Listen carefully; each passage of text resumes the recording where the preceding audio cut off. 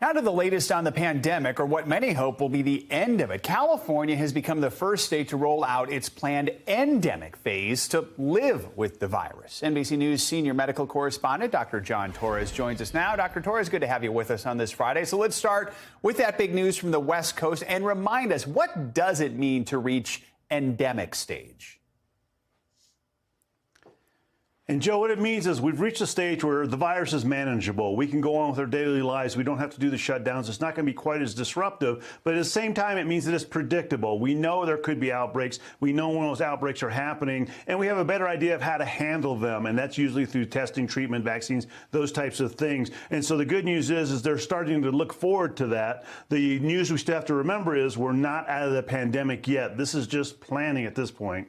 When we do, as a country, reach that endemic stage, what will life look like? And will this California model perhaps be the next step for the rest of the country, too?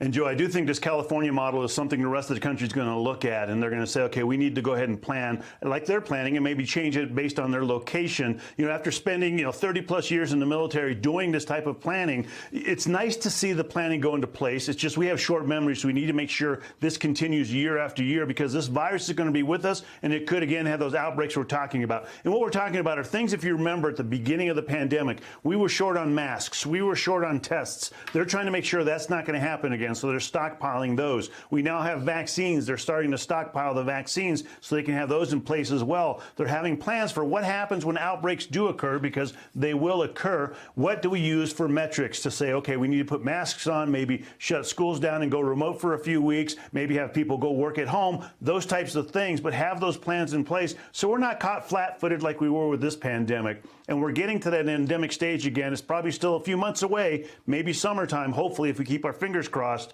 But we need to make sure those plans are in place, and hopefully the rest of the country starts looking at this and making similar plans, Joe. Let's talk about masks in schools. We've seen some districts already roll back mandates. Others have left them in place.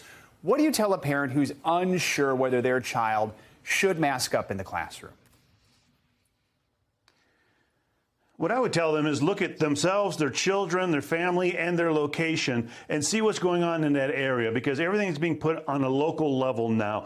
Talk to the school about what they're going to do if somebody gets sick. Are they still going to use pods? Just because the mask mandates are dropped doesn't mean that your child cannot wear a mask. They can still wear one if they feel more comfortable that way. And talk to them about what are they doing to make sure other students don't necessarily bully them about wearing masks, to let them do that. And then what do you have at home? Do you have vulnerable people at home that children could bring the virus to home and cause issues for them? Should they be wearing masks as well? And what's the school going to do if cases do start popping up? Are they going to go back to wearing masks?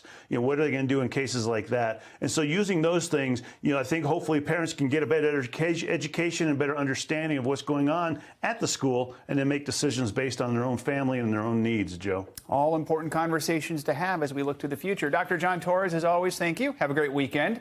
And if you, our viewers, have a question for one of our doctors, like Dr. Torres, let us know. You can email us at morningnewsnow@nbcuni.com with your questions, and let us know if you'd like to stay anonymous.